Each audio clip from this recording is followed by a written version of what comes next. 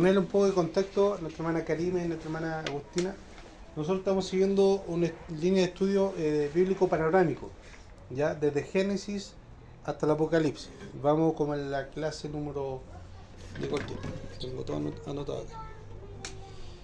Y hoy día, como vamos a hacer un pequeño recuento. Vamos en el ciclo 6, pero de este ciclo 6, la tercera parte, ¿ya? Más o menos en este ciclo de estudio vamos a sacar la cuenta, vamos a llegar a fines de febrero terminando este ciclo de estudio, llegando a Apocalipsis. Y después empezamos con otro ciclo de estudio. ¿A qué nos referimos con ciclo? ¿Ya? En el estudio de la Biblia nosotros tenemos un comienzo, que es Génesis, ¿cierto? Desde ahí nace para nosotros, por fe, decimos por fe porque ninguno de nosotros estuvo ahí, solamente creemos que lo que relata Moisés en Génesis, en Éxodo y todos los otros libros, fue así real en la historia. Entonces ahí nace con Adán y Eva. Ellos nosotros los llamamos como los agentes del primer ciclo, ¿ya? Pongamos a Adán, y de ahí nace la historia hasta que llega un clímax. Este como cono es que la humanidad se expande, y al expandirse la humanidad también crece el pecado, ¿ya? Hasta que llega un juicio de parte de Dios, ¿ya? Y el primer juicio que nosotros podemos ver es el más antiguo de la clase. El diluvio. Ya, el diluvio. Muy bien. Hasta el diluvio. El diluvio fue un juicio de parte de Dios. Después de mucho tiempo, después de mucha época, aguantando el pecado, manda el juicio y ahí se hace un corte. Y luego, después de ese corte, viene otro nuevo comienzo, que es con Noé, la familia de Noé. Ahí también vimos unos tópicos, unos principios.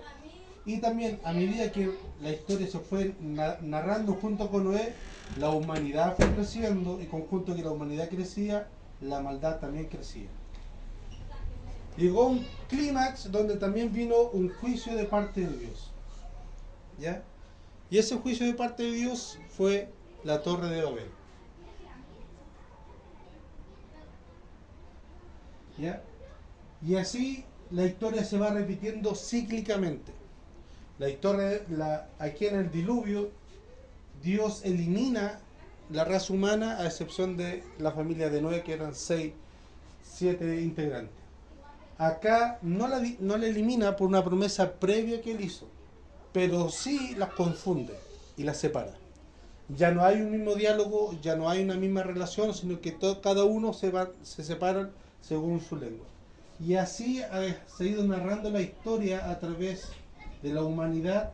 Nosotros podemos ver ahí el pueblo de Israel, podemos ver el pacto con Abraham, el pacto con Moisés, luego el pacto con David, el pacto con Salomón, y así sucesivamente. Hemos visto, ya llegamos al libro de los jueces, donde reyes tras reyes, y el relator dice, y este rey hizo conforme al corazón de Dios, o no hizo nada conforme al corazón de Dios.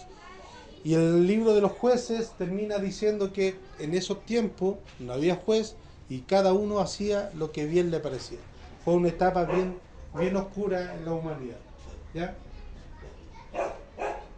En el siglo que estamos ahora es el Nuevo Testamento, donde aparecen 2 personajes principales: Juan el Bautista y Jesús.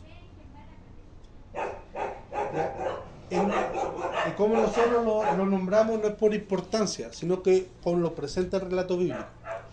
Primero aparece Juan en escena. Juan empieza anunciando la venida de Jesús, a lo que viene, a lo que hace, ¿ya? Y después aparece Jesús en escena. Obviamente, como todos sabemos, Jesús es más importante que todos los otros personajes de la Biblia.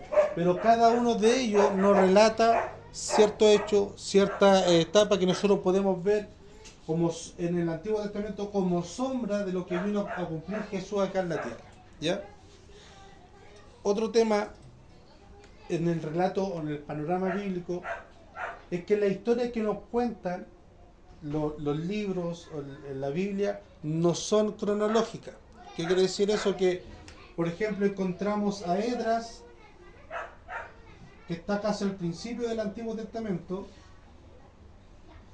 y al terminar el Antiguo Testamento encontramos a Ageo.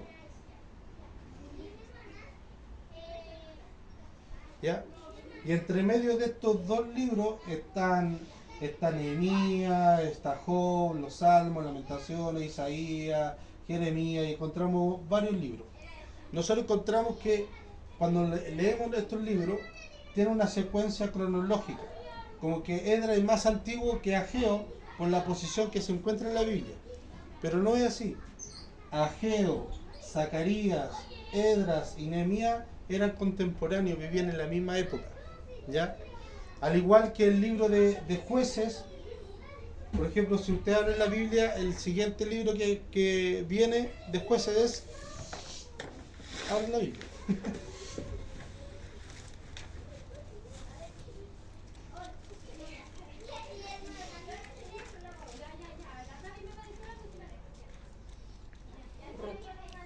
Ya. Después de Jueces viene Ruth. Y el relato de Ruth con el relato de Jueces es muy distinto. Como si fuese una novela distinta, fuese un autor distinto, porque el relato de Jueces es muy oscuro y muy lúgubre.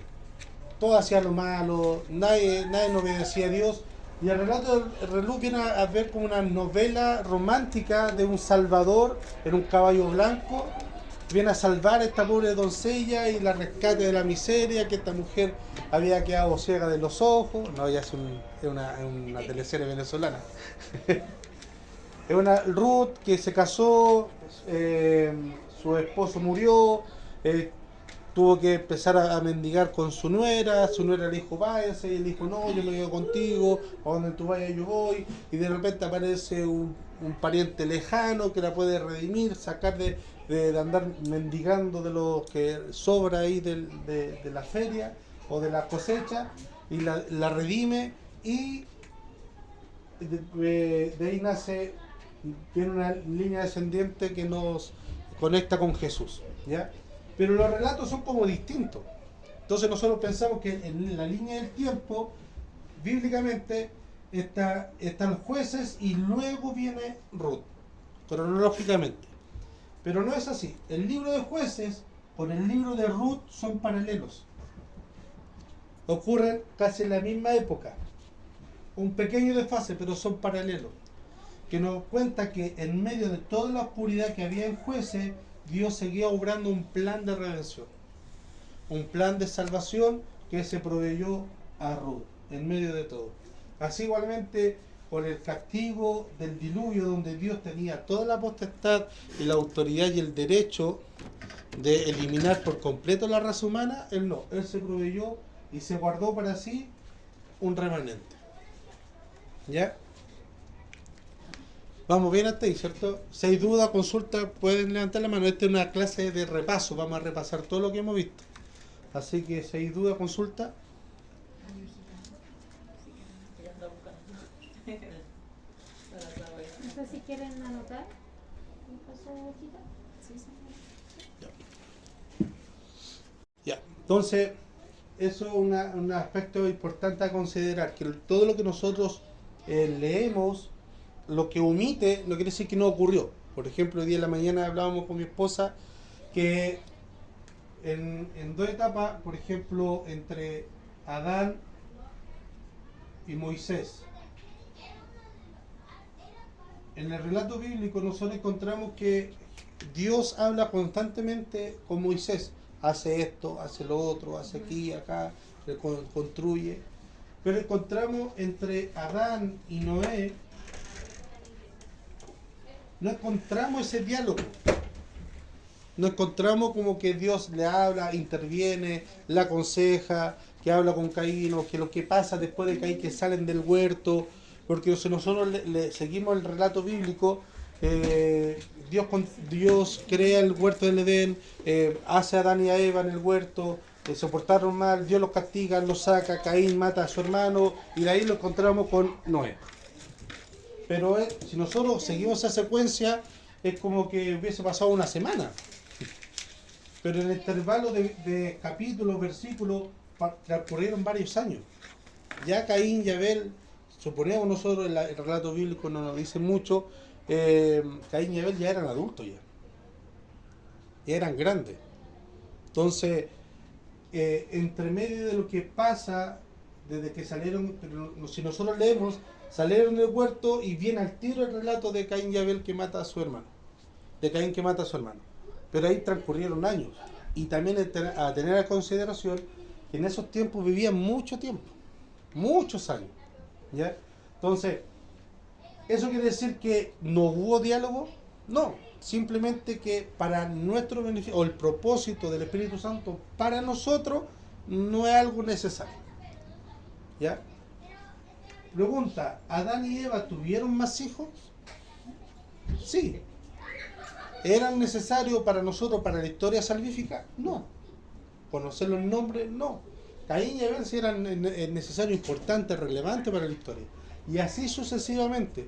Como dice Juan, lo que está escrito, todo esto está escrito para que nosotros creamos en el Evangelio. Como dice Pablo a Timoteo, toda escritura es útil, mi hermana Agustín. Sí, pero de los hijos después de Caín y Abel, hay uno que sí se menciona bastante. Sí, el Set. Sí. Claro, porque de Set viene una descendencia también bien importante en la nación, a través de la humanidad, que hasta el día de hoy sigue ese conflicto en el Medio Oriente. ¿Ya? Pero de ahí, de todo lo otro, no tenemos idea. Y calculemos que Adán y Eva vivieron 600 años. Así que, y en ese tiempo no había tele, no había internet, ¿ya? Así que, desde que tuvieron hijos, tuvieron más hijos, ¿ya? Pero lo importante, y muchas veces nosotros tratamos de buscar la quinta pata al gato, o la creación preadámica, que antes Dios creó más gente, y eso no se habla. No, eso ya es traer en conspiraciones. Lo que está en la Biblia es para lo que nos sirve a nosotros en cuanto a salvación, ¿ya? También hablamos que la Biblia menciona de astrología, pero no es un libro de astrología. Menciona sobre biología, cuando la ley levítica llama que cuando una mujer está en sus días tiene que apartarse, o cuando alguien toca a un muerto tiene que guardar cuarentena, o cuando alguien está enfermo, toca a un animal muerto, tiene que guardar cuarentena, ¿ya? Eso ahora por la ciencia lo damos cuenta por el tema de las bacterias, de los bicharracos que había. Entonces, como no había los productos químicos para aseo, ahora no se hace eso, pero uno sabe que si uno toca algo muerto, tiene que lavarse al tiro, o toca sangre ajena, tiene que lavarse al tiro. Entonces, antes, la ley levítica habla sobre eso, pero no es un libro de biología o de higiene. Habla sobre historiosidad, pero no es un libro de historia, ¿ya? La Biblia es un libro de salvación. Y en cuanto a eso, es importante todos los relatos que nos menciona el escritor bíblico, ¿ya? Por ejemplo, la Torre de Babel. La Torre de Babel es un punto que muchas veces los escépticos cuestionan, de que Dios fue muy severo con la humanidad, porque están construyendo un edificio. ¿Qué de malo hay de construir un edificio? Ninguno, ¿cierto? Es lo mismo que Dios nos castigara porque nosotros queremos construir un segundo piso. Lo que pasa es que en la historia de la Torre de Babel, que esa torre o esa edificación tiene un nombre que se llama Sigurat, que yo creo que si les dibujo, yo soy pésimo para los dibujos, pero yo creo que si los dibujo van a tener como una noción, lo han visto en alguna reportaje. Esa torre tiene esta estructura más o menos.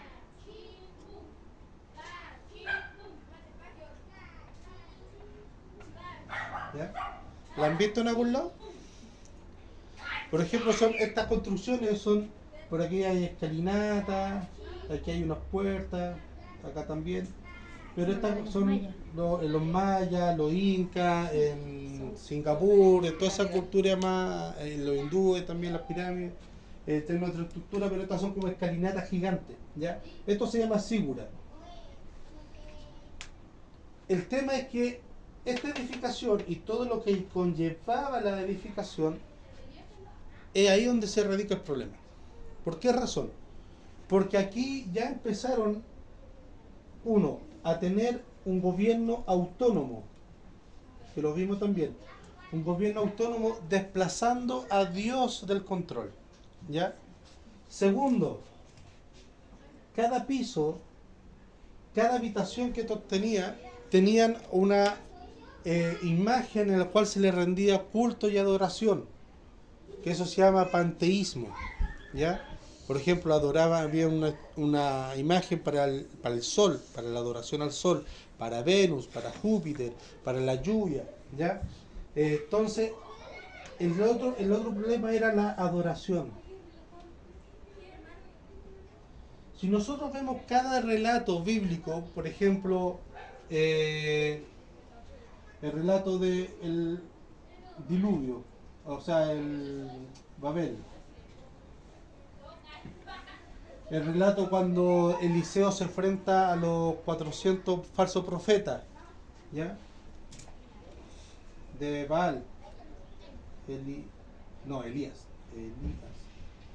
Cuando vemos también que Dios reprende al sacerdote Elí por la desobediencia de sus dos hijos, porque llevaban una correcta, llevaban mal el sacerdocio, y pone entre medio a Samuel. Si nosotros vemos varios pasajes, cuando el becerro de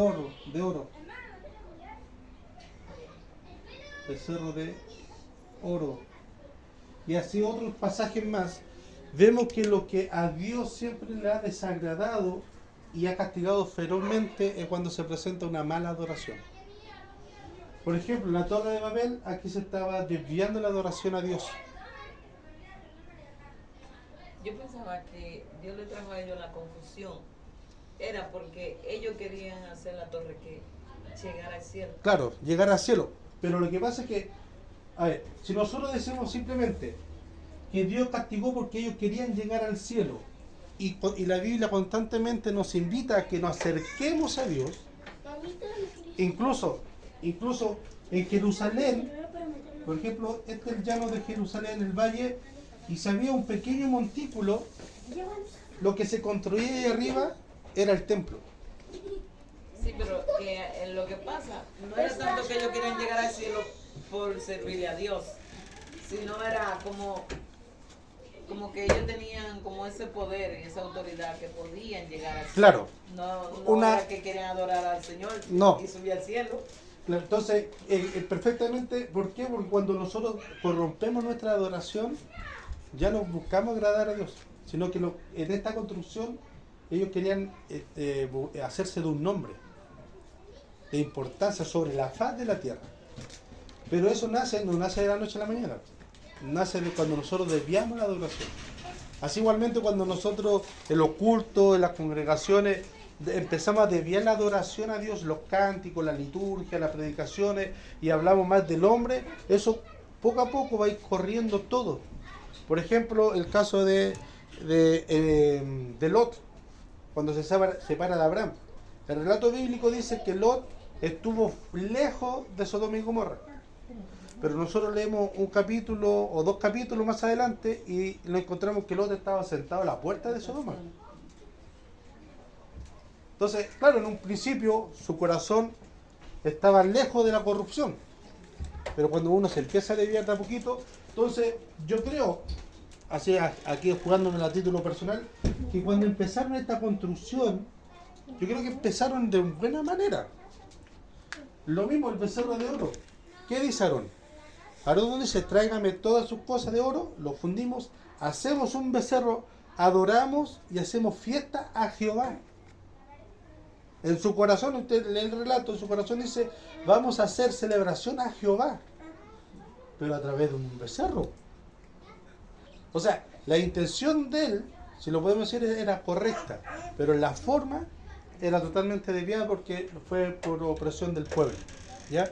Entonces, si usted lee el relato o lee más íntimamente, yo creo, por eso digo, personal, no es que es algo bíblico y usted lo tiene que creerlo, no. Cuando empezaron a hacer la construcción, en el primer peldaño era para agradar a Dios. Ya después se empezaron a desviar. y empezaron a corromperse la adoración. Y en cada de estos puntos, Elías dice que él restauró el altar de la adoración. Samuel, en la historia de Samuel también, la línea que tenía que ofrecer la adoración correcta a Dios en la ofrenda era la línea sacerdotal de Elí. Como ellos hicieron mal, Dios sacó a la familia de Elí y metió a Samuel, alguien que no era del linaje. Y aquí igualmente, Dios castigó al pueblo porque hicieron una mala adoración. Aarón quería adorar a Dios, festejar a Dios, pero en una forma incorrecta.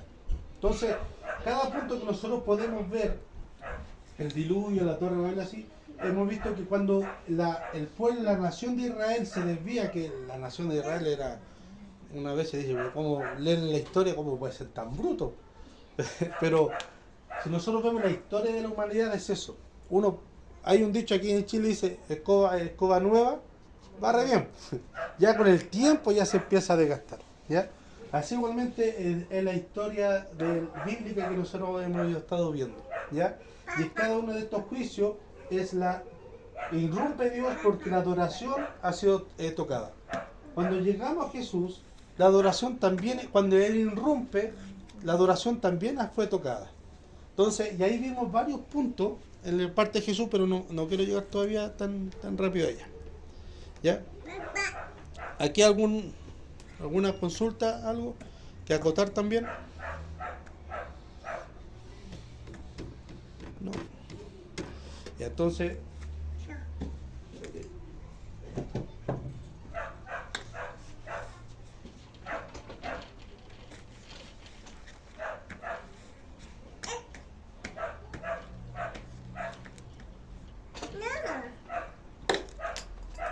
por ejemplo, en el punto donde está si no me equivoco, la torre de Babel, porque esta cosa se me apagó.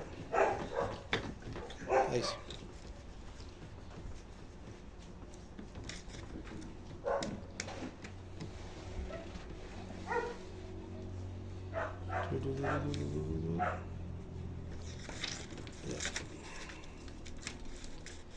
Ya. En el ciclo cuarto, cuando vimos la nación de Israel, cuando empezó a nacer la monarquía, ¿ya? Primero nació con Saúl, luego vino David, luego vino Salomón, ¿ya? Aquí nosotros resaltamos siempre en esta historia como que el mejorcito fue David, y efectivamente fue así. En cercanía con Dios el mejor fue David, pero también tuvo sus bajones que lo podemos leer. Con Saúl nació la monarquía. Después del libro de Jueces, como dice bien el relato bíblico, cada uno hacía lo que quería, andaban todos separados. ¿Ya?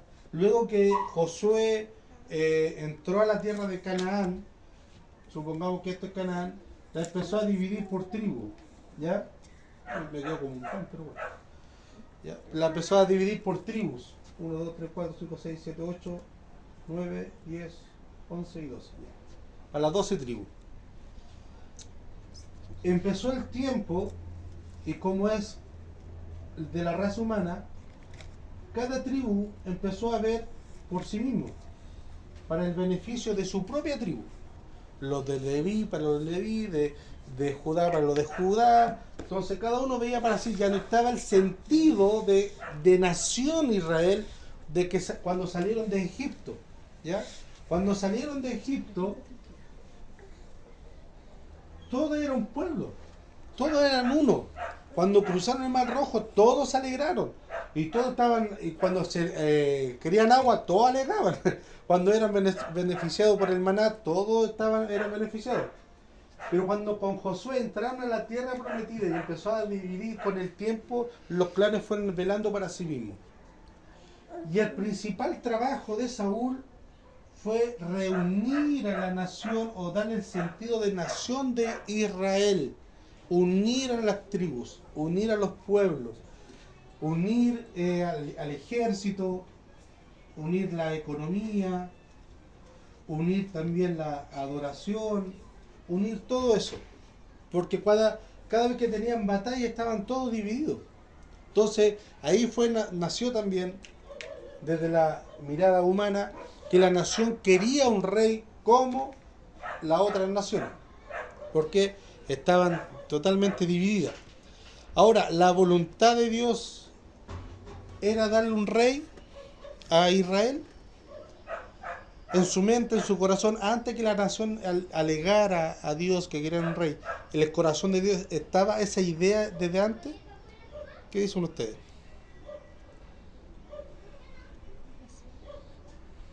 Ya, pues sin miedo, si no es con nota. Sí, yo creo que sí. Sí, Sí, porque así no. ¿Por qué?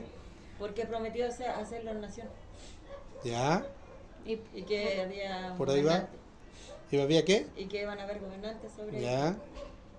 Ya. En el corazón porque de si Dios. no hubiese querido, no hubiesen habido. No. Si no querían, no, po. O sea, Si no querían, no. Ay, no. En el corazón de Dios siempre estuvo darle un rey. Y para eso tenemos que viajar, darle el pasado hacia Abraham. Dios, ¿qué le promete a Abraham? hacer- Descendencia, tierra y una nación. ¿Ya? Y también dentro de esa descendencia, de esa promesa dice, de tus lomos nacerán reyes. ¿Ya? Y ahí el corazón de Dios siempre estuvo darle rey a la nación. ¿Cuál es el problema? se adelantaron. Exacto. Y lo pidieron no conforme al corazón de Dios, sino porque las otras naciones lo habían hecho. Esa historia de que se adelantaron se repite cíclicamente a lo largo de la historia. Lo vamos más atrás. Dios le promete a Moisés, te voy a dar descendencia. Vieron que pasaron los años. ¿Qué hicieron el gran plan para ayudar a Dios? Que se Sara- juntaron con la criada. Claro, que se Sí, captara con la criada y la criada iba a dar a luz y Sara, y no sé, Sara se pone arriba como que si él lo tuviera el criterio, las dos empujando ahí porque ella tenía que simular que la estaba dando. Entonces también le querían ayudar a Dios, adelantaron la promesa. Entonces, pero con Saúl, Dios le da un rey a ellos y sale Saúl. Y Saúl, el trabajo de él es que une a las tribus, ya no eran tribus, sino que ahora eran una nación. ¿Ya? De ahí pasa el mando a David. David consolida todo eso. Ya no son tribus nómades a través del desierto, sino que es la nación de Israel. Fortifica la alianza, fortifica sus muros, fortifica la adoración. Ya tienen una identidad religiosa. Ya tienen una identidad porque ya hay una adoración. Ya se hacen un nombre a través del Mediterráneo porque ganan guerra. Y le entrega una nación ya fortificada a Salomón. ¿Ya? Una nación ya más consolidada. Pero sí, estaba en Saúl. Entonces, de ahí se la entrega a Salomón. ¿Y David? Quedó en el medio y no hizo nada. Saúl se lo entrega a David. Ah, Sí. Pero el tiempo que gobernó Saúl fue muy breve. Lo que fue porfiado. Aparte que era terco el hombre. Fue porfiado. Creo que no tengo me parezco al presidente, no tengo el dato exacto, Exacto, pero fue muy poco lo que gobernó. El que mayor gobernó fue David, ¿ya? Porque Saúl desobedeció muchas veces a Samuel. Cuando le dijo, incluso lo ungieron a Saúl como rey y a los 7 días ya había desobedecido. sí. Cuando van a una guerra y Saúl le dice, anda y dice Jehová que la victoria va a ser tuya, pero mata todo. ¿Y qué es lo que hace Saúl? Obedece al pueblo y llegaron con todo, corderitos, ovejitas, ¿cómo vamos a matar a estos animalitos? No, y cuando lo pide a Saúl, ¿qué es lo que le dice? Le dice, no, si lo hemos traído para también darle ofrenda en sacrificio. Y yo, mire, qué mentiroso, pegándose los pillos.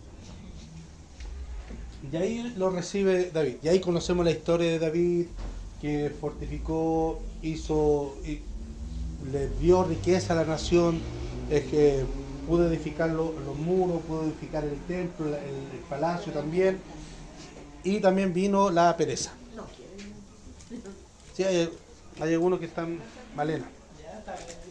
Y le vino la pereza, y dentro de esa pereza, como rey, miró para el lado, vio se me olvida siempre el nombre de la muchacha, la que miró David por el balcón. ¿Betsabé? Betsabé, Elizabeth iba a decir. Betsabé. La miró y ahí conocemos la historia, ¿ya? Y de ahí, de esa relación nace Salomón, ¿ya? De esa relación nace Salomón. Y Salomón recibe esta nación y Salomón lo solidifica aún más. Humanamente, Salomón fue un capo. Humanamente fue un capo. Consolidó. Aquí hubieron batallas en estas dos épocas, pero aquí no hubo batalla, sino que hubo riqueza, hubo nombre, prestigio. Por eso tuvo 1000 esposas. ¿Por qué? Porque si había un rey, se casaba con una hija de él para que no la atacaran. Y así, con cada uno de ellos, fortificó. Hizo grande el nombre de la nación. Ya no eran tribus, ya no era una nación, era la nación de Israel en medio del Mediterráneo. Pero eso que es lo que trajo consecuencia cuando él murió. El reino que era uno, cuando murió, se dividió. El reino del norte, el reino del sur, el reino de Israel, el reino de Judá, porque después se vuelve a unificar, ¿ya?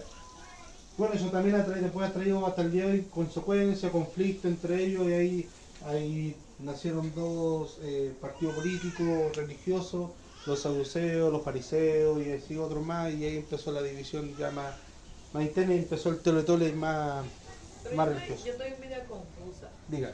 ¿Se llegó a perder Salomón? ¿En cuanto a salvación? Ajá. Buena pregunta.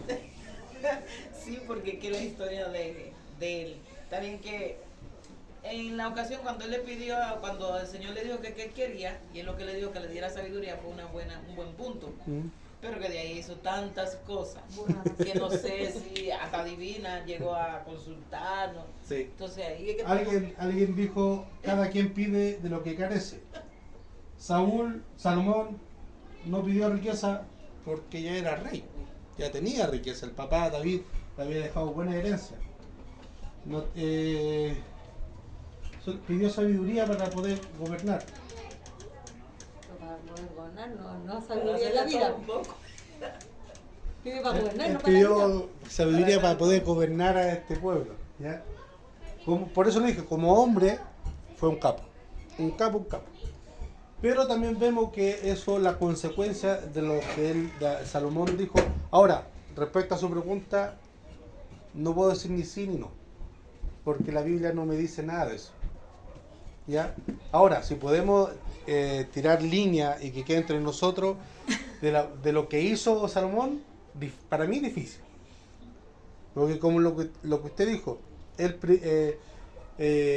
después con el tiempo, para tener 1000 mujeres, a darle favor a cada una, empezó a construirle templos a sus dioses de esas mujeres. Como usted dijo, empezó a consultar a Divina. Entonces, ahora, tenemos Proverbios, que es escrito por Salomón, o la mayor parte. Tenemos Cantar y tenemos Lamentación. Yo creo que en estos 3 libros se grafica perfectamente la vida de Salomón. Proverbio, un hombre muy sabio. Cantar de los Cantares, Un hombre apasionado. apasionado, tuvo 1000 mujeres. Pero Lamentaciones. Lamentaciones, Ahí ya se la Ay, ya se la siento por todo. todo lo que ha hecho. claro, Muchas mujeres. Muchas mujeres, muchas pero cosas. que Lamentaciones fue una etapa muy yo lo veo que cuando él estaba muy lúgubre, cuando dice vanidad es vanidad, todo es vanidad, Ya nada, claro, Ya porque él ya no vivió ya no todo, rellena nada. comió de todo, vio todo, tuvo todo, entonces, no, escribir un libro, ya no es vanidad, escribió 2 libros. Ya no me queda nada. Ya no queda nada, ¿qué voy a hacer? Todo es vanidad, es como, yo lo hablaba tiempo atrás con un amigo, es como cuando alguien tiene una mala experiencia en el amor. ¿Qué es lo que dice? No, yo ya no creo en el amor, yo no me voy a casar, son todos iguales o todos iguales, yo no, son todos los hombres iguales, todas las mujeres iguales, yo no creo en el amor, yo no voy a vivir más. Y después pasa 3 meses y están las mismas para adelante. Yo lo veo así, Lamentaciones es como Salomón ya hastiado de toda su humanidad, ya no, a él le da lo mismo todo. Ya no quiere vivir, ya no cree en el amor, ya todo es vanidad, todo pesa, todo pasa, hay tiempo para reír, hay tiempo para llorar, hay tiempo para todo, claro, porque ya en su corazón yo lo veo a él haciendo como una inspección ya un poco psicológica al Lamentaciones, la consecuencia o todo lo que tiene que acarrear producto de lo que él hizo, consentir a 1000 mujeres, ver el camino que le tuvo que construir. Si tuvo miles mujeres, cada una tuvo sus dioses, cada una tenía sus tradiciones, tenía que darle favor a todas. ¿Y Jehová dónde estaba? Dios dónde estaba. Entonces, yo lo grafico, yo puedo ver a Salomón aquí en estos 3 libros. ¿Ya? Ahora, respecto a la hermana Agustina, yo no puedo dar una... Sí, se salvó igual, no se salvó. Se quedamos ahí. Claro, pero yo lo dudaría, en opinión personal, lo dudaría por la vida. Y La- teniendo en la- cuenta de que supone que todas las falsas adoraciones Jehová en ese tiempo era, pero no tenía perdón. Y es más, él cayó en la falsa adoración a niveles magros. claro, fue peor que Saúl, y Dios dice, Dios le dice a Samuel que ya había desechado a Saúl. ¿Ya? Y aún así, entonces si comparamos a Saúl con Salomón, no sería tan descabellante decir, no, Salomón no se salvó. Pero cerrarlo tajantemente no puedo porque la Biblia no lo dice. Y como me dijo un predicador, donde la Biblia calla, tú callas. Claro. Podemos llegar a una especulación, pero afirmarlo tajantemente, no. ¿Ya? Entonces, ahí encontramos y después vemos que muere Salomón y el reino es dividido y empieza la disputa y empiezan todo el debacle y aparecen los jueces que iban gobernando, pero cada uno era peor que el otro. Y ahí vemos algunos que está Gedeón, Sansón, Jefte, es parecido al nombre de el suegro de Moisés, pero no, Jefte o Jeftre, algo por ahí, ¿ya? Que fueron hombres que y hacían lo que ellos le parecían. Por ejemplo, el caso de este hombre,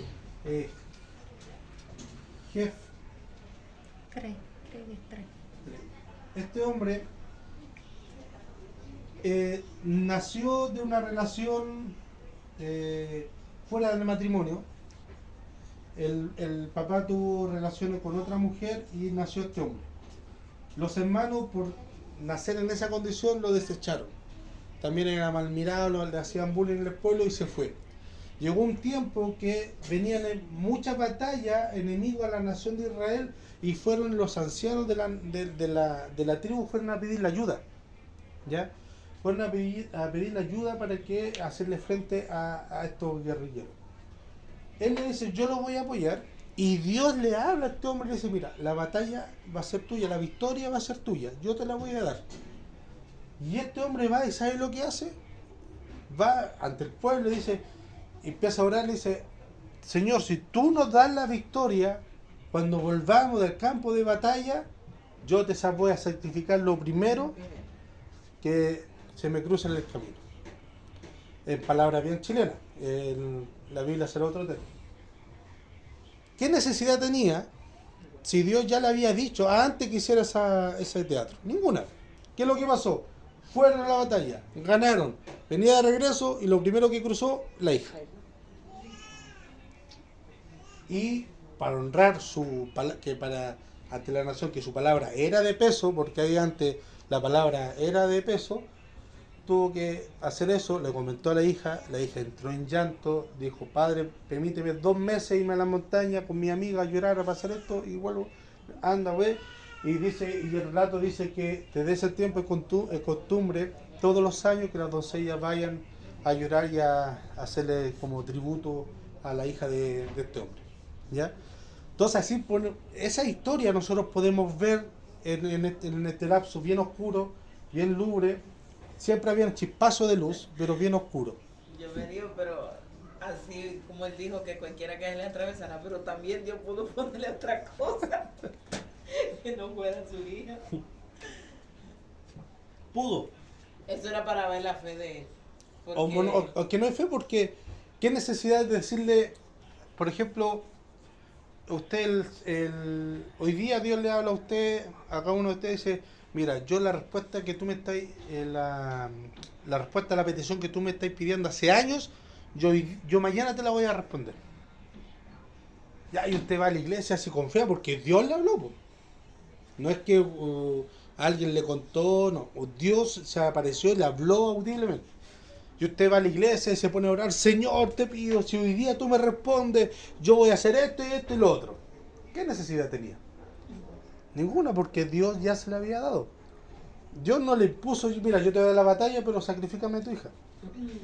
No. Dios le había dado la victoria, si él nada tenía que dar ni hacer. Dios ya se la había dado en bandeja. Creo también Dios muestra ahí su soberanía, porque él es soberano ante todo. Entonces, como él se quiso como un poco arrancar con los tarros diciendo que voy a sacrificar lo primero que vea. Ahora, dijo, ya, yo soy soberano, sacrifícame a tu hija. Y por eso le hizo pasar. Por eso, porque él es rey ante todo y la gloria siempre tiene que ser claro, para Dios. él quería llevarse la gloria porque puede decir, mira, los ancianos, porque él oró, Dios nos dio la victoria. Claro. Porque él lo pidió, ¿no? Pues si Dios ya lo había dado. Otra historia también que es muy para ver representado es la de Sansón. La de Sansón. Es muy chistosa esa historia, pero para mí es chistosa un poco por el relato. Pero hay una parte que a mí me deja siempre marcando cuando la leo, y es la última parte, no es que hay como un juego entre Dalila y Sansón, que ahí vienen los filisteos, te engañé, no, ahora sí te voy a decir mi secreto, no, este secreto no era, y ahora entonces una trampa, pero al último Sansón sí le dice que era su cabello, y vienen, y Dalila le dice, vienen los filisteos, y Sansón dice, el relato bíblico dice, y Sansón va a hacer lo que siempre hacía, pero no se había dado cuenta que el Espíritu de Dios se había apartado de él.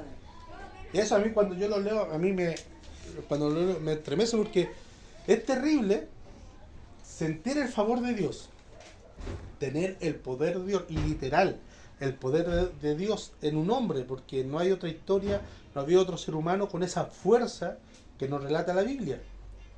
Tener el poder de Dios, de que cuando Él quería, con sus manos, y no darse cuenta de un día para otro que el Espíritu de Dios se apartó de él. Para mí lo encuentro bien terrible y penoso. Esa historia de que no se había dado cuenta de una persona que estaba habituada a sentir la presencia, el poder de Dios, el favor de Dios, no se había dado cuenta. Lo que me entrega esperanza es al último, cuando al último Sansón clama y Dios nuevamente lo visita, lo reviste de su fuerza a través de su Santo Espíritu. ¿Ya? Pero ahí nosotros podemos encontrar incluso historias bien macabras. Por ejemplo, cuando unos chiquillos molestaban a Eliseo, y Eliseo, ¿qué es lo que hace? Lo reprende y se enoja, y van unos osos, y la Biblia lo cuenta, y los despedazan a esos muchachos, porque Eliseo era calvo y empezaron a molestar a Eliseo, que era pelado, y Eliseo se enoja y los osos los matan a ellos.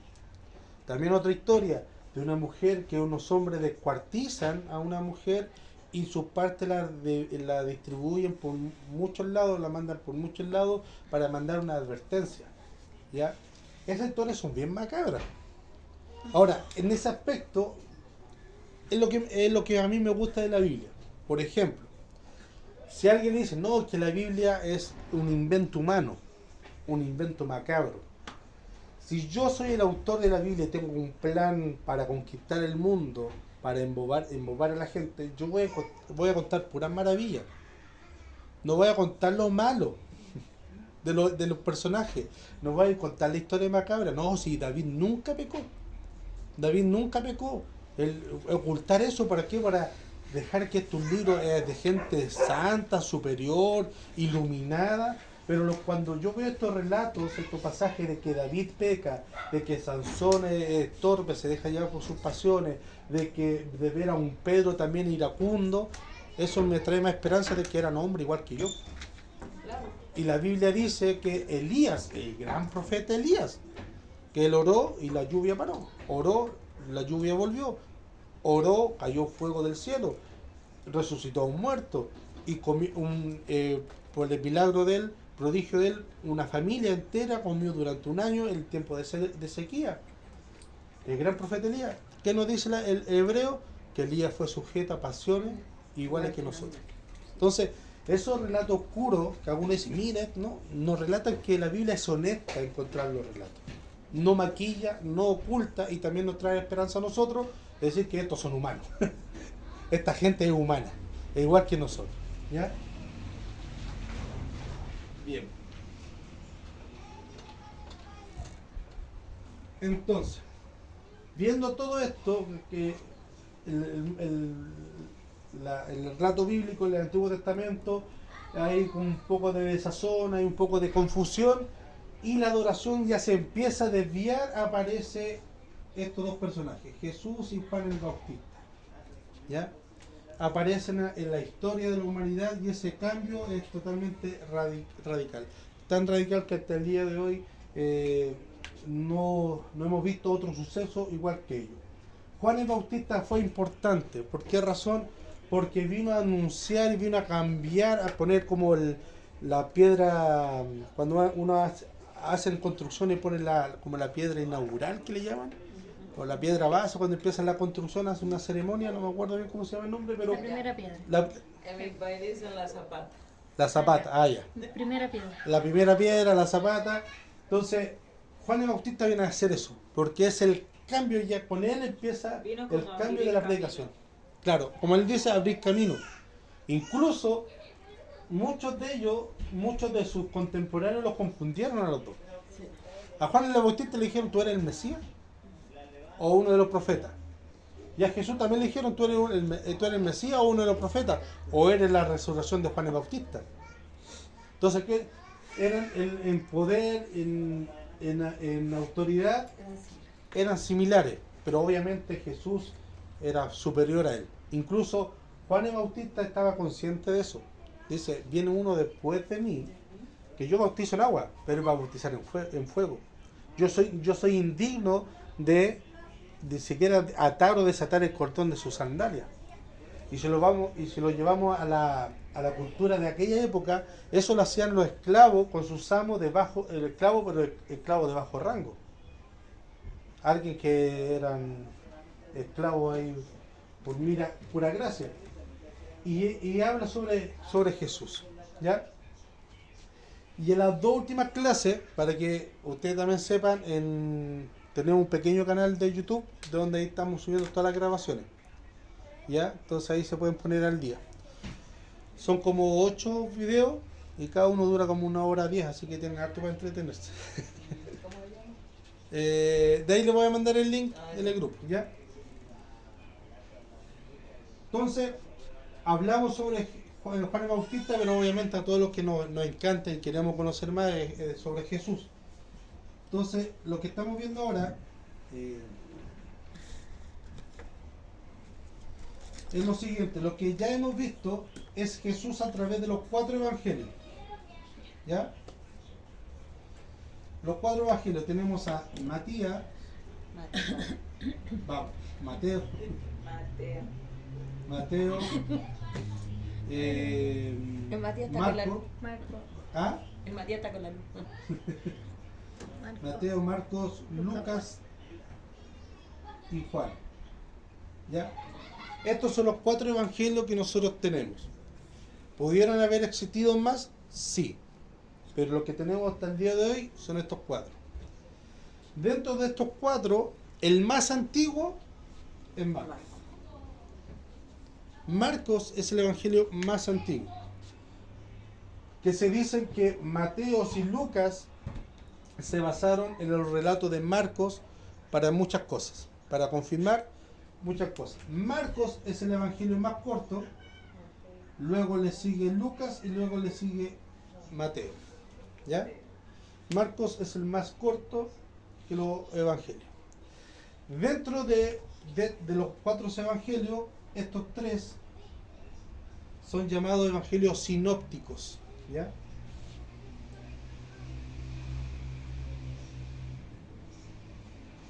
Sinópticos.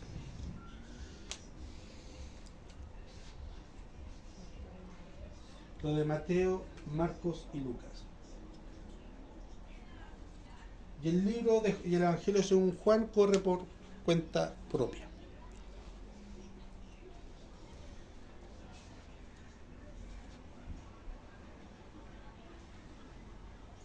Estos 4 evangelios cuentan, si usted puede ver la historia, cuentan casi lo mismo suceso, ¿ya? Cuentan la vida de Jesús, pero de ópticas distintas. No que uno se equivocó, el otro no, que el otro le puso mal, el otro no. Es lo mismo que usted se pare en la esquina aquí de Grecia, este ejemplo dado hermano, usted se pare en la carnicería, usted en la plaza, yo en la farmacia Dr. Simi, y ocurre un accidente. Cada uno ve una parte distinta de ese accidente. En el libro en los evangelios es lo mismo. Cada uno ve la parte distinta en Jesús y también enfocado a lo que él quiere dar a conocer. Por ejemplo, Mateo empieza con la genealogía, dice, esta es la genealogía de Jesús, hijo de David, hijo de Abraham. ¿Ya? ¿Qué quiere decir eso? Que Mateo presenta a Jesús como rey. ¿Ya? Por eso hace esa conexión tan rápida con la genealogía. Dice, esta es la genealogía de Jesús, hijo de David, hijo de Abraham. ¿Ya? ¿Por qué? Porque la carta que él estaba escribiendo, sus primeros lectores en su mente era la nación hebrea. Y la nación hebrea, ¿qué es lo que esperaban? Un rey, que lo viniera a sacar de la esclavitud de la nación y hacer una nación independiente, porque ya llevaba muchos años bajo el alero del imperio romano y otro del babilónico, y así iban pasando de imperio a imperio. Tenían sus propias leyes, tenían sus propios rituales, tenían su propia jerarquía, pero sobre ello siempre había una nación. Entonces, ellos lo que querían, un rey, para que ya sean una nación totalmente independiente, como lo fueron con Saúl, David, Salomón. ¿Ya? El enfoque que le da Mateo y lo presenta a Jesús, lo presenta como Jesús, hijo de hombre. ¿Ya?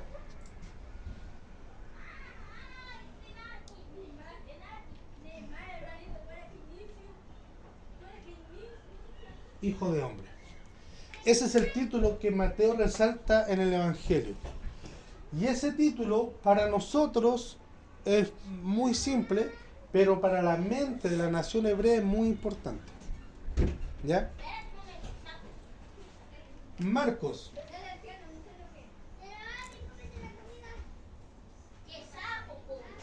Espérenme. Déjenme ver algo.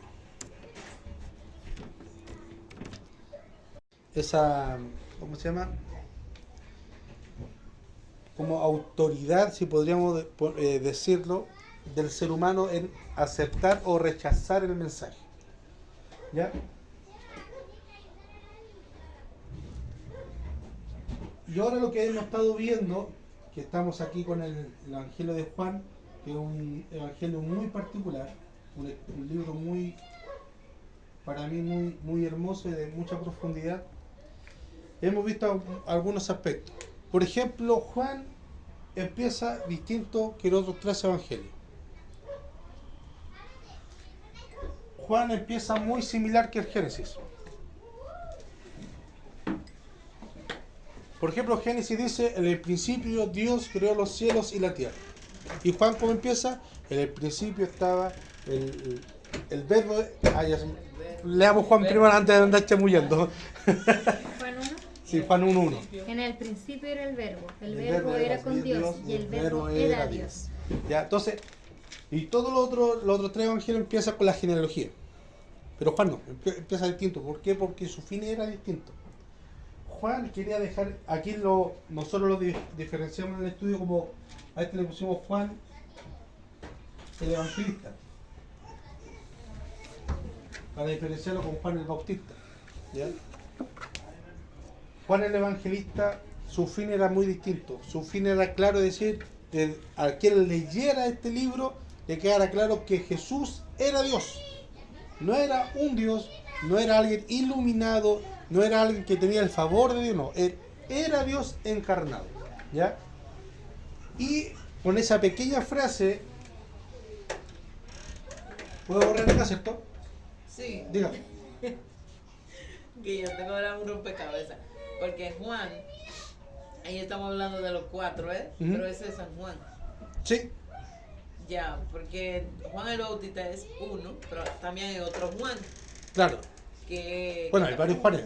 sí, porque pero el aquel- otro que está ya cerca del Apocalipsis. El Apocalipsis es este mismo. Eso es lo que quiero preguntar. El mismo. Si ese... Juan el Evangelista es el mismo que escribió el mismo Juan, el del Apocalipsis. Sí, porque... Y el otro Juan solo. El otro es ¿Primera, Juan el segunda de Juan? Bautista. Ah, sí. No. No, primera, segunda, tercera Juan. Este mismo. Es ese mismo. Él El es mismo. Juan. Ah, Sí, el que buscando el escribe otro. Juan Ah. normal. No, El que escribe San Juan. ese era. También Claro. el mismo. Este es San Juan. Claro. Sí. Ah, ya, ese me faltó explicar. ¿Ya? En los manuscritos o los papiros originales sale esto. Mateo. No sale San Mateo, no sale Evangelio según San Mateo, no, sale Mateo. Y ¿Ya? ahí está el mismo el que está aquí. Claro, primera, segunda, tercera Juan el mismo y el anciano también. ¿Ya? No sale eso. ¿Ya? Ahora eso quita relevancia espiritual, no. No, pero ahí era que yo estaba media Ah, ya. confusa porque Juan y San Juan. Entonces yo sé, ¿cómo, mamá? Él me está hablando ahora que él era el principio, el que era. Sí, porque No, pero era el sí. principio de Génesis y ahora estamos hablando del final. Y por eso estamos hablando de los 4 evangelios. Este Juan, San Juan, el evangelista, que nosotros le pusimos así, el evangelio según San Juan, es distinto al Juan el Bautista. Por eso le pusimos Juan el evangelista. Y el evangelio de Juan es distinto a estos 3 evangelios, porque empieza distinto y su enfoque es distinto. ¿Ya? Y este Juan, como dijimos, el que escribe primera, segunda y tercera de Juan. Y el Apocalipsis. Claro. ¿Ya?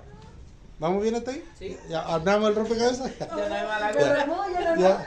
Ahora vamos a seguir tirando más piezas de rompecabezas a la mesa, ¿ya?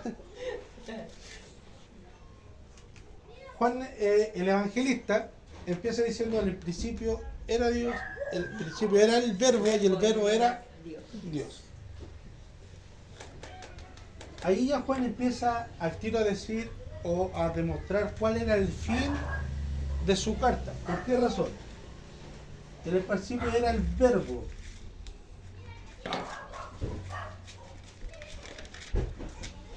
En el griego eso es logo. ¿El logo qué quiere decir?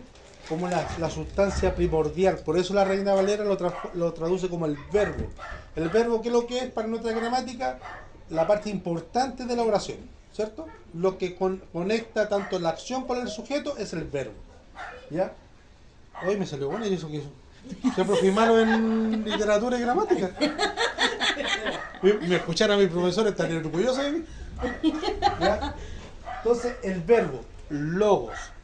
¿Ya? Logos, o sea, la palabra. Pero no una palabra, hace referencia a la palabra de acción, una palabra activa. ¿Ya?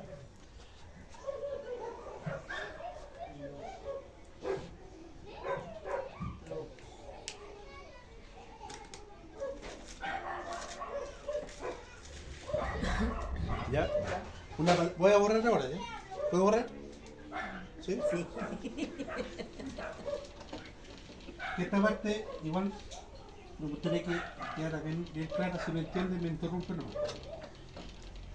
Estamos acá. Te pregunto mucho. Está bien, está bien, está bien. Por eso no me quiero.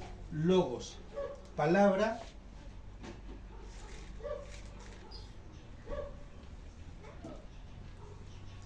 Palabra activa. Por alguna traducción dice, en el principio era la palabra y la palabra estaba con Dios, en Dios, delante de Dios. ¿Ya? Pero en el griego logos es una palabra activa de acción. ¿Ya? Ahora,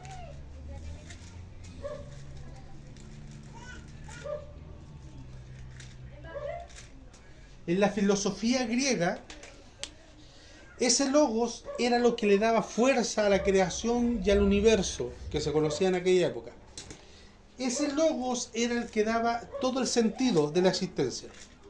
Era lo que había creado el árbol y también lo que había creado nuestras emociones, nuestros sentimientos, donde nosotros podíamos contemplar el atardecer y emocionarnos, escuchar un buen poema y emocionarnos, ver algo, llorar, sentir.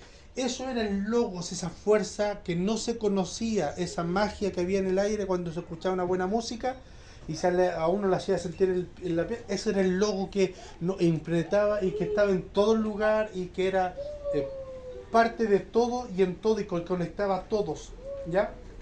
Eso era en la filosofía griega, era el logos, esa fuerza, ¿ya? Ahora, esa fuerza era tan divina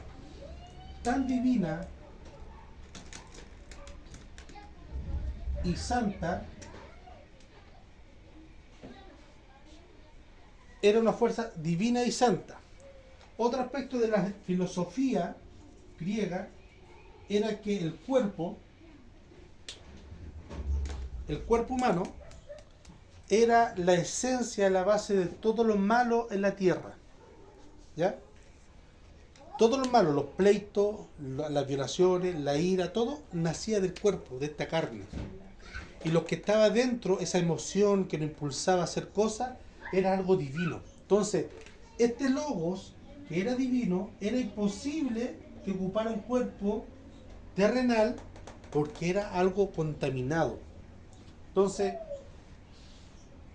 ellos veían este logos fuera, externo de nosotros, que muchas veces nos visitaba, pero estaba lejos. Entonces cuando cuando Juan dice, en el principio era el verbo, logos, a la mente de lo que está, logos, esta fuerza, creo que dice el uno. Y el verbo era con Dios. ¿Ya? Al principio era el verbo y el verbo era con Dios y el verbo era Dios. Era Dios, ya, hasta ahí estamos bien. ¿Ya? En el principio, el logos, la palabra, estaba con Dios. Y ahí hay un tema teológico bien profundo porque habla de algo de estar frente, pero al mismo tiempo estar dentro de. Y ese estar frente, adentro, también esa era esa misma persona. Ahí hay un mensaje de la Trinidad. En el versículo 2. Dice, este era en el principio con Dios. ¿Ya? Todas las cosas por Él fueron hechas y sin Él nada de lo que ha sido hecho fue hecho. ¿Ya? En Él estaba la vida y la vida era la luz de los hombres. La luz en las tinieblas resplandece y las tinieblas no prevalecieron contra ella. Hubo un hombre enviado de Dios, el cual se llamaba Juan. Ya. Hasta ese relato, con la filosofía griega, estaba perfecto. Luego Juan empieza a relatar que este logos se encarnó. Empieza a hablar de Juan, que Juan empezó a hablar, vino a anunciar de alguien, que habla la voz del desierto, que viene a clamar, que viene a llenar el camino, y después empieza a hablar de Jesús y que se fue encarnado, y dice, el versículo 11, si no me equivoco, dice, y a los suyos vino, y los suyos no le recibieron. Sí. Yo lo hice eso. Ya, entonces ahí empieza a hablar en la encarnación, algo que en la filosofía de aquella época, este logo o la encarnación es algo que no, eso ya está mal. Entonces, el libro del Evangelio de Juan ya empieza fuerte y empieza sentando la base de presentar ya a este Dios, a este logo, cuando Pablo también va al Areópago, cuando dice, mira, atenienses, yo veo que son muy religiosos y que tienen dioses de todas las cosas. Incluso hay un espacio para el Dios no conocido. Y a este Dios yo vengo a presentar. Acá es lo mismo, a esta fuerza que ustedes no conocen, pero que ustedes le dan la categoría de que el mundo fue creado y es gobernado por él. Esta fuerza es Jesús, que vino a ser encarnado. ¿Ya? Entonces ahí empieza a desarrollar la historia Juan, el evangelista, tanto para la filosofía griega y también para los religiosos, los fariseos, la nación hebrea. ¿Por qué razón? Porque, y lo que hemos estado viendo ahora último, Juan mete esta pequeña palabra.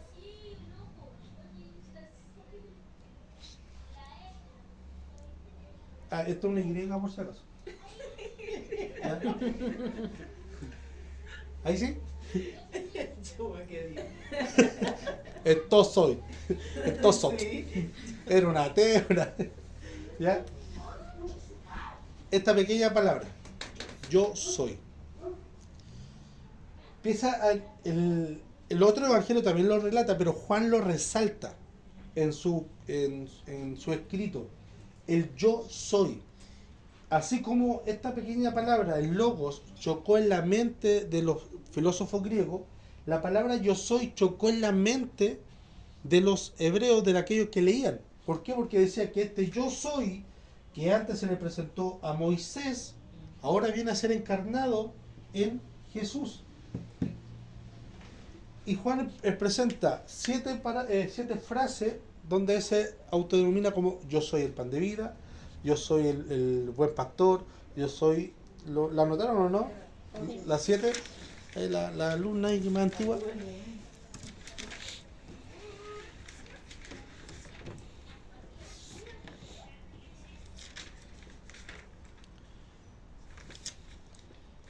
Acá está.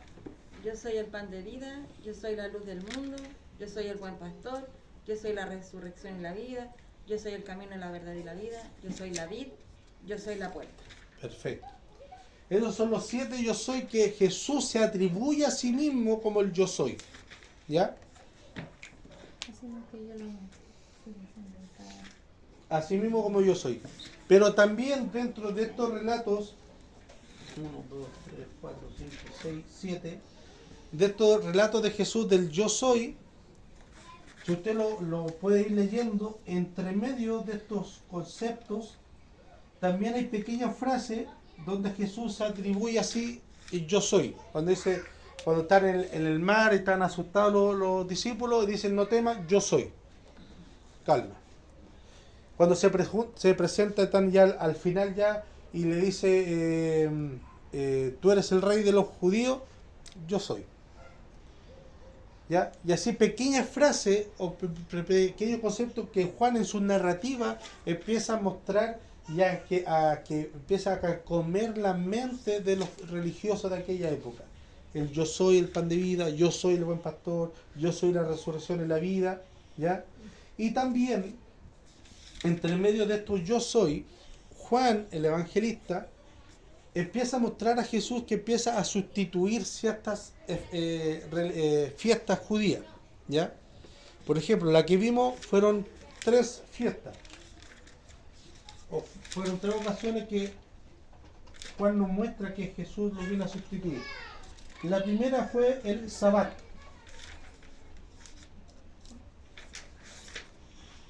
¿Ya? La primera fue el Sabbat. ¿Qué quiere decir? La fiesta del sábado. Guardar el sábado. ¿Ya?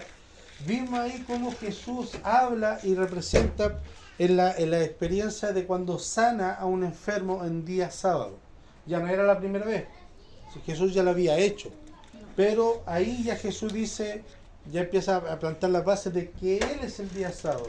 Que el día sábado no fue, el hombre no fue creado en pos del día sábado, sino que el día sábado fue creado en pos del hombre. Entonces, y también hay una parábola cuando le dicen, ¿por qué tus discípulos no guardan el día sábado? Y Jesús que le responde, ¿qué sentido tiene que los amigos se cuiden estando el novio en medio de ellos? En vez de cuidarse, tienen que compartir y alegrarse con el novio que se va a casar.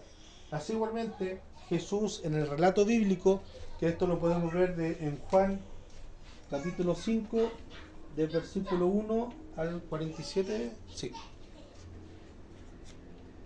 al 47.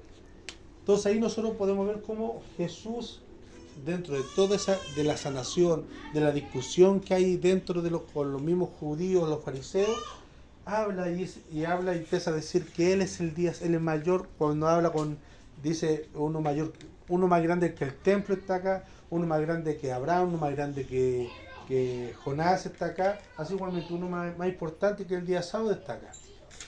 Entonces, y ahí también nosotros vemos por qué nosotros no guardamos el día sábado. Porque en Cristo ya abolió eso y nosotros no solamente guardamos el día sábado, sino que en Cristo guardamos todos los días. ¿Por qué? ¿Cuál era el sentido del día sábado? ¿Ya?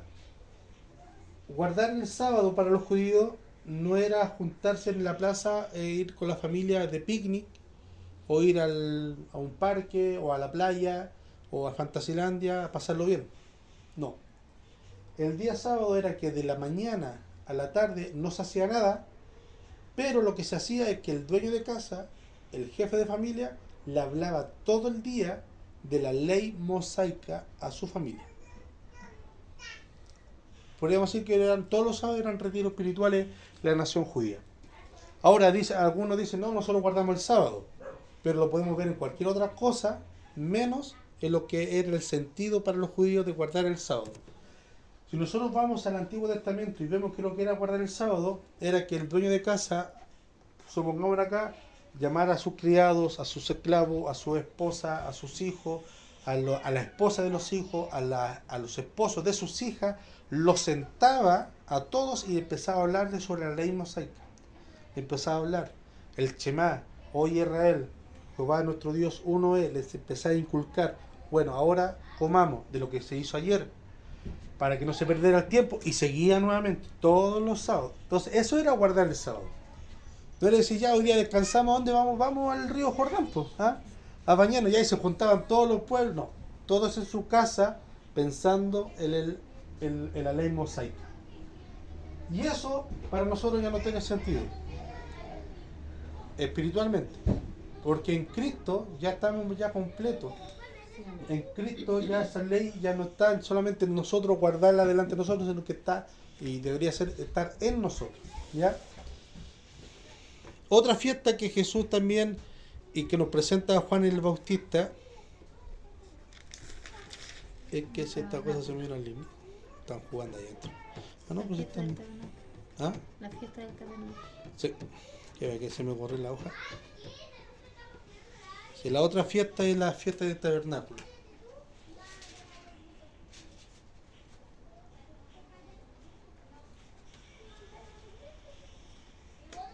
¿Ya? Esta es otra de las fiestas más importantes de la nación judía. Y eso lo podemos ver en Juan capítulo... 7. No, pero primero es la fiesta de la Pascua. ¿Ah? La fiesta de la Pascua. Primero, sí, la de la Pascua es Sí. en Juan 6, Sí. del 1 al 71. 6 del 1 Al 71. al 71. Ah, no sé por qué le puso.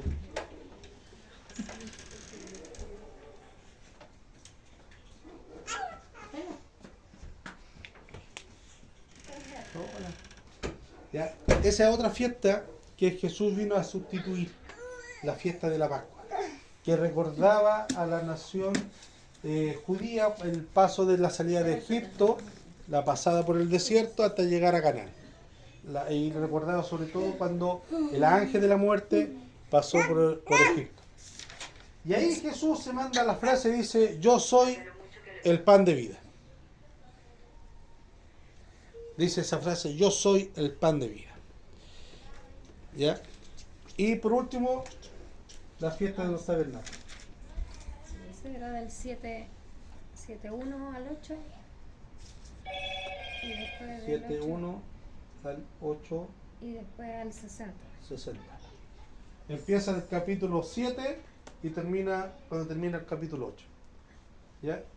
Empieza desde el 7.1 y termina en el capítulo 8.60. Esta fiesta de los tabernáculos trae muchas partes, se divide en tres partes, en tres procesos. Y ahí Jesús, a donde se levanta, dice: yo soy el agua de vida eterna. El que viene a mí nunca más tendrá sed. ¿Ya? Ahora, nosotros leemos o creemos, y esto lo dije en la clase pasada, que cuando Jesús decía esta frase, yo soy el pan de vida, yo soy el buen pastor, es como que estuviéramos acá. ¿Ya? Y Jesús lo habla así como en este mismo tono, pero no. Estas fiestas traían mucha gente y la gente se juntaba, sobre todo en el tabernáculo, y el de la Pascua se juntaba alrededor del templo. Entonces imagínese usted, por ejemplo acá el tabernáculo, la ceremonia ritual de las aguas, cuando Jesús dice: yo soy el agua de vida eterna. ¿Ya? El sacerdote tenía que llevar agua y hacer la sublimación, que es rociar el agua en el tabernáculo. ¿Ya?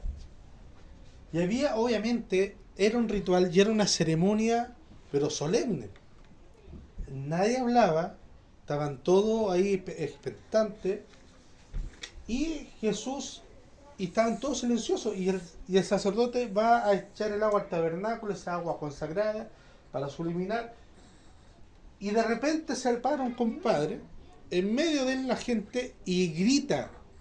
Cuando Jesús dice esta frase: yo soy el pan de vida, yo soy la luz del mundo, yo soy el agua, yo soy la puerta, él grita, irrumpe el ritual, y entonces toda la gente que estaba mirando al sacerdote con la solemnidad del ritual se tienen que girar a ver a este hombre que grita. No es que alguien que esté hablando acá, no, grita a voz de cuello en la multitud: yo soy, no voy a gritar acá por respeto a los vecinos, pero yo soy el agua de vida eterna. Y toda la gente, hasta el sacerdote, se tenía que voltear. Entonces, estas proclamaciones que Jesús hizo no fueron proclamaciones así como básicas o sencillas, sino que usted trata de imaginarse la conmoción que pudo causar en medio de ellos, de toda la gente. Yo soy el pan de vida, yo soy la luz del mundo. ¿Ya? Y ahí lo dijo en la fiesta del tabernáculo, como le dije, contaba de tres rituales. Una es la luz, lo vamos a poner, que cuando el templo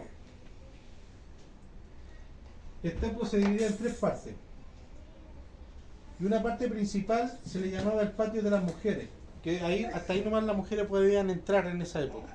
¿Ya? Y ahí en ese patio de las mujeres habían 4 columnas con aceite. Y esas 4 columnas, en el ritual de la luz, la prendían y iluminaba el templo, y el templo se veía aún más lejos por la luz. También recordemos que en el terreno geográfico el templo se construía en lo más alto de la ciudad. ¿Para qué? Para que todas las casas alrededor, cuando tengan la hora de oración, pudieran ver al templo y hacer la oración hacia la dirección del templo. ¿Ya? Entonces, imagínese usted que está en lo más alto y estas 4 columnas se levantan y se iluminan. Un espectáculo maravilloso. Y es ahí, en ese acto, cuando Jesús irrumpe el protocolo y dice: yo soy la luz del mundo. ¿Ya?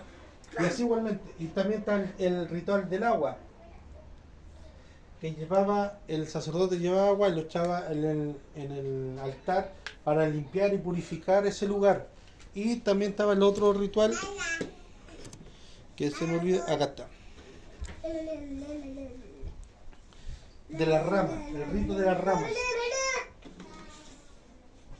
El rito de las ramas, ¿se acuerda cuando Jesús va entrando en la entrada triunfal a Jerusalén y todos le tiran palmeras para que pasara sobre el asno? Bueno, eso no lo sacaron por casualidad, porque ese era el ritual de las ramas y para llevar. ¿Ya? Entonces ahí nosotros podemos ver que Juan el Bautista es distinto a los otros evangelios, y también el énfasis que él le da es demostrar a Jesús como Dios directamente. ¿Ya? Y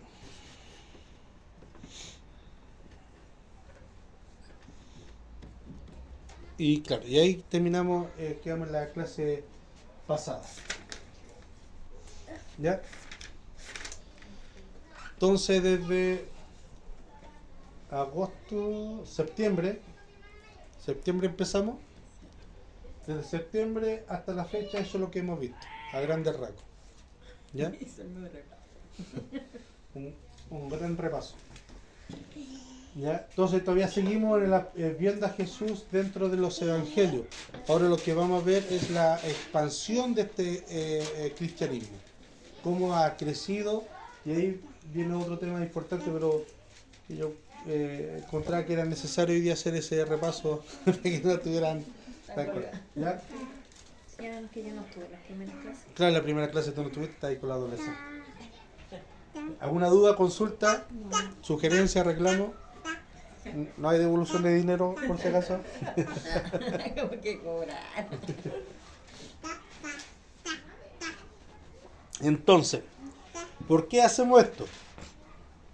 Porque cada uno de nosotros ciertamente venimos de un trasfondo distinto. Sobre todo ustedes dos y todos nosotros venimos de un trasfondo distinto. Hemos tenido experiencias distintas dentro del Evangelio. Hemos llegado en momentos distintos en nuestra vida. Por ejemplo, usted llegó a qué edad, hermana Joana, al Evangelio. Siempre, he estado siempre, pero Siempre. cuando tuve un encuentro fue a los 15. A los 15 años. Yo también siempre, mi encuentro fue a los 16 años, tirado para los 17. Y ustedes, no voy a preguntarle edad, pero en distintas épocas han llegado al Evangelio y han vivido cosas distintas. ¿Ya? También su entorno familiar es distinto que los de nosotros. ¿Ya? Por ejemplo, mis papás eran cristianos. Entonces yo nací en una familia cristiana. Me obligaban a ir a la iglesia. ¿Ya? Pero yo a los 17 años tuve mi encuentro con el Señor.